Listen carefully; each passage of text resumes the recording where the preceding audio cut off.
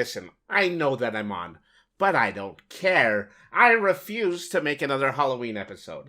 Never mind the fact that I'm not even a fan of this holiday, I'm also aware of the fact that every single time that I do this, I end up in some ludicrous situation. I'm not doing another Halloween special, and that's absolutely final. Perhaps I'll procure a nicer show if I read an email from C. Davis instead.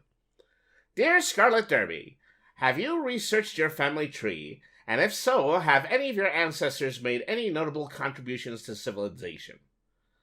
Oh boy, Davis, I have neither the time nor the crayons to once again explain to you about that whole secret identity thing.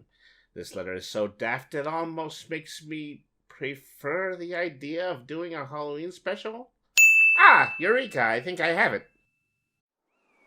So, here I am in front of my ancestral mausoleum.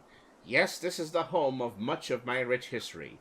We will be taking a spooky Halloween tour of this place, and I'll have the opportunity to tell you the tales of my fabled family history, thus killing two birds with one stone, and leaving me to my chair and my hot chocolate for the remainder of the evening. I can hardly wait to get started. Ah, here's my dearly departed Aunt Mabel. In 1408, she led an army across the Scheldt River in Belgium to reunite families displaced by a major rutabaga shortage. And here lies my great-uncle Brutus, the barber of Cordoba, subject of a famous 13-act musical where he seeks his lady love across a crocodile-infested lake, complains about everything, and then drowns. Whether it's a true story, we'll never really know. And this is the tomb of my great-great-grandfather Voss. Excuse me. Oh my gosh, is that you, great-granddad? Do you mind keeping it down? Your voice is enough to wake the dead. Oh gosh, I was having the most lovely dream. I had a gigantic sandwich. I think it was made with pumpernickel bread, and it had lots and lots of mustard on it. Oh yes. Oh, right. Sorry about that.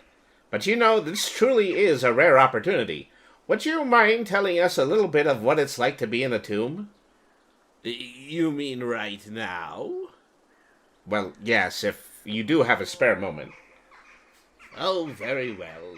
Well, it's awful quiet around here, you know. I tend to lay around most of the day. The crickets keep me up at night.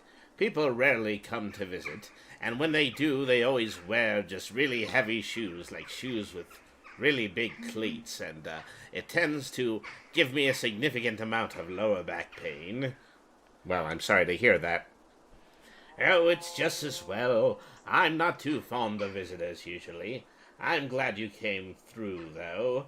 It is awful lonely around here, and the ground is rather wet, and there are bats and owls and very nasty things, like very small rats that walk in and take away from your pocket change. But, you know, you need to be in very good spirits about this kind of situation. They keep a stiff upper body and all of that. Well, I think I'll be leaving you to your rest. It's been good talking to you, Great-Grandpa. Toodles! Gee, I guess this is a better than average Halloween. That Scarlet Derby, he's a pretty swell guy. And what's more, he knows how to treat some bum who is squatting in his family's tomb. A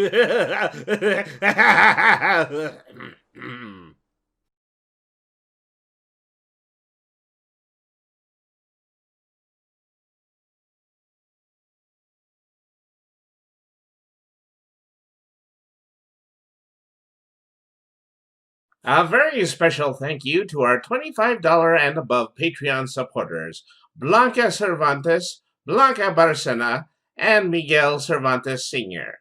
If you also would like to have your name spoken at the end of every episode, please consider donating to our Patreon. We're at patreon.com/thescarletderby.